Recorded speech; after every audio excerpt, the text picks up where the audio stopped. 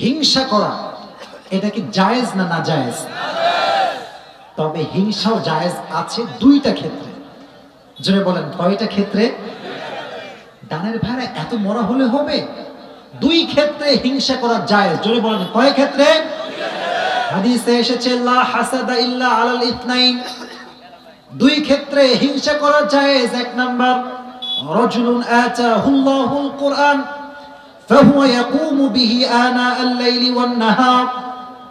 এক নাম্বার হচ্ছে সেই ক্ষেত্রে হিংসা করা জায়েজ যে ব্যক্তিকে আল্লাহ তাআলা কোরআনের শিক্ষা দিয়েছেন, সে নিজে কোরআন পড়ে অপরকে কোরআন শিক্ষা দেয়। কেউ যদি তাকে দেখে ভাবে আরে আল্লাহ যদি আমাকে এমন শিক্ষা দিত আমিও শিখতাম, মানুষকেও শিখাতাম, এই হিংসা শুধুমাত্র জায়েজ নয়, এটা সওয়াবের কাজ। সুবহানাল্লাহ পড়েন।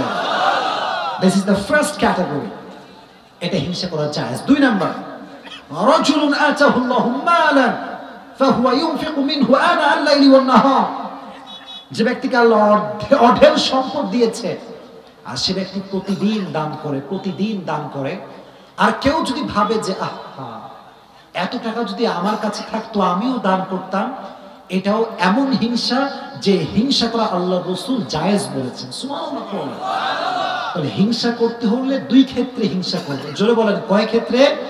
এক, যদি কোরআন কেউ পড়তে পারে তাকে নিয়ে হিংসা করবেন। দুই, যদি কেউ দান করে তার দান নিয়ে হিংসা করবেন, ঈর্ষা করবেন যে আল্লাহ যদি আমাকে এত টাকা দিত আমিও দান করতাম। সুবহানাল্লাহ পড়েন।